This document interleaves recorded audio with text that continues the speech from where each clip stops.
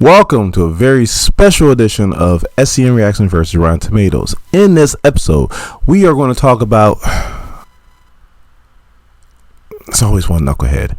You over there. You right there. You know you don't watch Spider-Man No Way Home.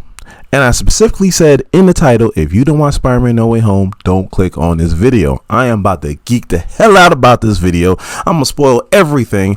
And I don't need you in the comments talking about, oh, he ruined the movie for me. No, this is your one shot. I need you to treat me like Thanos and blink me out of your existence just until you watch the movie. Then you can come back, I promise. Go ahead. All right, you want to stay? Let you know now. I'm ruining everything.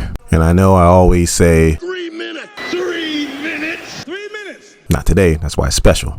For you TikTokers, it's probably going to be a part 2, maybe even part 3, because I'm really going to talk about this movie. So as you can see, Rotten Tomatoes has this movie at a 94. This is at the time of this recording, and the audience has it at a 99. I am slightly underneath the audience, and there's a reason why, and I'll get to it by the end of the video. But this was probably one of the best Marvel movies I have ever seen. So I'm not going to get into the whole movie since we all watched it, except for that guy right there. But I am going to talk about the moments that I felt like they were really cool or very important. So the first thing that made me geek the hell out is we have Daredevil in the MCU, and it's played by the Netflix actor Charlie Cox. And I started geeking out when he caught the brick, and Spider-Man's like, how the hell did you do that? He was like, I'm a really good lawyer. I was like, oh no, because he's Daredevil. I can't wait. God.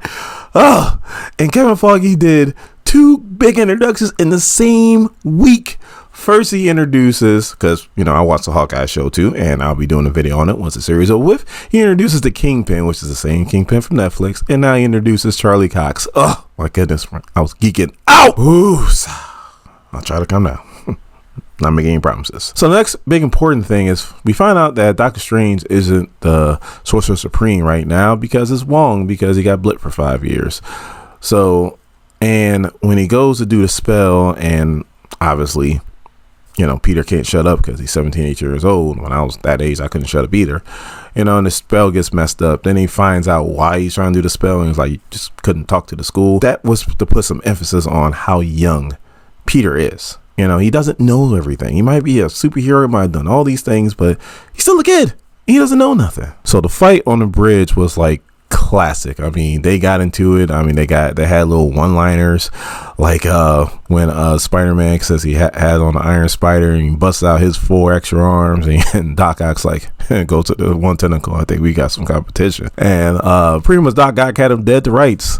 And then he integrated his nanotechnology. He knew exactly what it was, and he was like, oh, thank you, Peter. But then it pretty much allowed Peter to control the arms. All I'm thinking to myself is Tony Stark is smarter than Dr. Octavius. Now, the second thing that really made me geek out, is how the villains knew the fate of each other. Like Doc Ock knew what happened to Norman Osborn. The Sandman knew what happened to Doc Ock.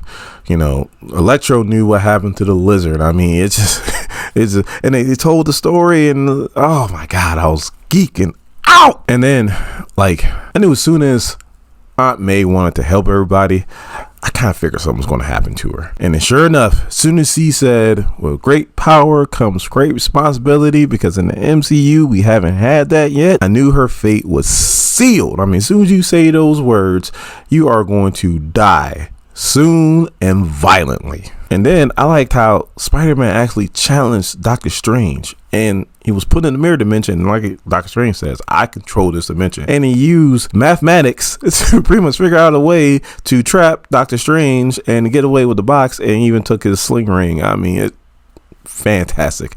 Spider-Man overcame Doctor Strange. And of course, I started geeking out when Andrew Garfield and Tobey Maguire show up, and how they're smart enough to realize, what's going on here, how, they're in a different world, but then they're also watching the news and they see there's another Spider-Man here, Tom Holland, and how they catch up to Tom Holland. Tom Holland's like, look, I'm done messing around, done playing around, just so on and so forth. And how they break down how, look, this is a legacy of Spider-Man. When they finished the words, where great power comes great responsibility, I think by then Tom Holland realized that this is what every Spider-Man has to go through. unfortunately. And can I backtrack for a little bit? When Electro got his hands on the arc reactor and now he's like almost unstoppable, again, I just thought to myself, like, man, even though he's dead, Tony Stark is the smartest man in the room. But then when the three Peters get together and they start coming up with all these cures and they're doing a little science thing, again, I just start geeking out. And then when, you know, they say, hey, when Mary Jane goes, hey, Peter, and they all respond, yeah, with Peter Parker. Yeah. Peter by the computer. Oh, okay. Gotcha. And then can I backtrack a little bit again? Promise I'll stop doing this. If you watch the first Doctor Strange, you know, it took him a while to figure out that whole sling ring thing. And Ned, like that. Let me just say, when Electro got the arc reactor and he used his power and it actually looked like a comic book Electro with like the sparks going around his head, I geeked out. Geeked out. So I liked how fiction blended into reality.